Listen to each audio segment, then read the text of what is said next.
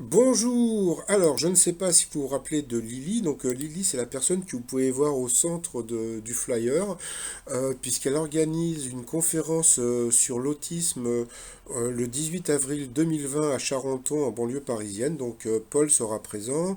Et il y aura aussi Monsieur Chauvanet, qui est un spécialiste de l'autisme, qui a écrit pas mal de bouquins. Donc, si ça vous intéresse, je mettrai un lien sous la vidéo pour aller sur la page Facebook de Lily. Donc voilà. Sinon, alors, quoi de neuf aujourd'hui dans les 12 coups de midi? Alors, Jean-Luc Reichmann avait mis la chemise à carreaux. Le maître de midi avait 538 063 euros sur son compte. Bon, c'est un peu comme moi, sauf que moi, vous retirez, je sais pas, 4 zéros. Donc voilà. Alors, sinon. Bon, voilà, donc comme je vous l'avais dit il y a plusieurs semaines, donc c'était bien Elton John qu'il fallait trouver. C'est encore une personne de province qui a gagné donc tous les cadeaux, dont le fameux ordinateur qui avait l'air super. Donc passons. Au coup d'envoi, la première question. Quelles formes géométriques sont généralement dessinées sur les pièces de domino? Donc bien sûr, c'était des ronds. Après, vous aviez la jolie Maëva de Haute-Savoie. D'où vient l'idée selon laquelle le petit déjeuner serait le repas le plus important de la journée? Je crois que c'est une question qui avait été déjà posée dans comment dire, dans l'émission, mais bon, de temps en temps, il y a des doublons. Donc c'était le lobby Kellogg's Cornflakes. Ensuite, vous aviez un peu le sosie de Kev Adams, c'était Maxence, voilà, qui a dansé, puisqu'il bon, il faisait de la danse, je ne sais plus comment ça s'appelait. Alors, en quoi consiste la nouvelle tendance mode des tapis rouges, le sad flank? Eh bien, c'est de ne pas porter de culotte. Voici à peu près la photo. Après, vous aviez donc Stéphanie. Qu'est-ce que le doigt de Dieu qui permet au chat noir d'éviter d'être persécuté sous l'Ancien Régime? Eh bien, c'était une tache blanche. Pour le maître de midi, une question difficile. Comment est le marron quand il est confit au sucre? Il est glacé. Oh, c'était trop dur. Pourquoi l'île danoise d'Aéros, située dans la mer Baltique, est-elle parfois comparée à Las Vegas? Parce qu'on s'y marie vite. Qui a créé des problèmes aux inconnus pour avoir chanté au Toy Passy? Donc c'était un musicien de James Bond. Chez les Aztèques, comment les prostituées se signalaient-elles aux clients? Donc elles mâchaient du chewing-gum. Donc évitez de manger du chewing-gum si vous allez au pays des Aztèques. Quel arbre est le symbole du Liban? Donc, bien sûr, c'était le cèdre. Qu'est-ce qu'il a comme question difficile, hein, le maître de midi?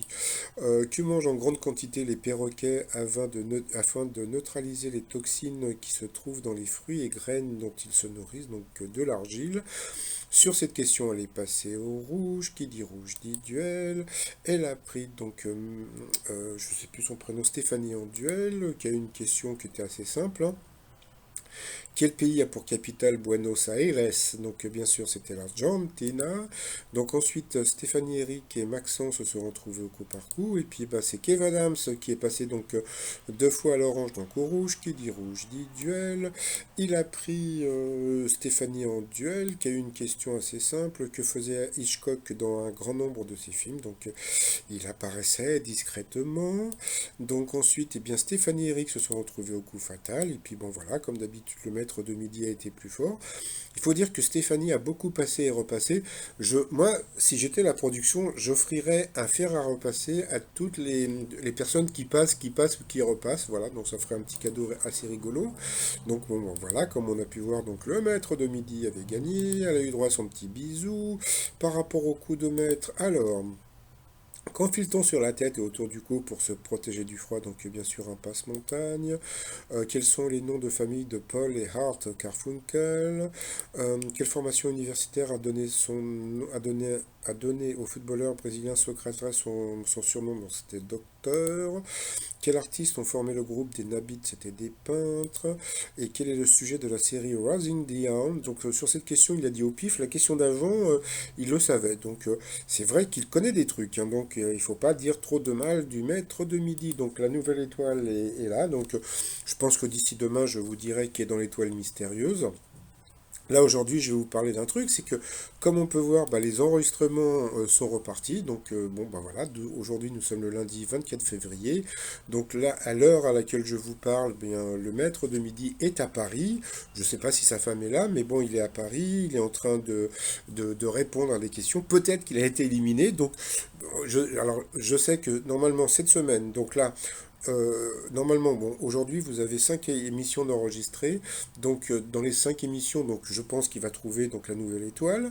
Premièrement, deuxièmement, il peut être, parce que bon, je pense qu'il va dépasser le record de Paul. Alors après, il faut savoir si est-ce que la prod veut qu'il dépasse le record de Paul, ou bien si est-ce qu'ils veulent, comment dire, qu'il dépasse le prisonnier. Donc après, c'est la prod qui décide quelque part qui doit vivre ou qui doit partir. Donc ben voilà, donc pour l'instant il est toujours maître de midi. Comme on peut voir à son compteur, bah, il est pas très pauvre, hein. Comme je l'avais dit au début quand il est arrivé, je l'appelais Erich, et ben voilà, donc maintenant on peut dire que c'est vraiment Erich parce que 543 000 euros dans la popoche, et bien ça fait du popo, du gnognon. Donc voilà, et puis bah, sinon bah, je vous souhaite une très très bonne journée. Puis aujourd'hui bah, je vous mets pas de t-shirt, j'en ai pas voilà. Et puis bah, je vous dis à demain, bye bye.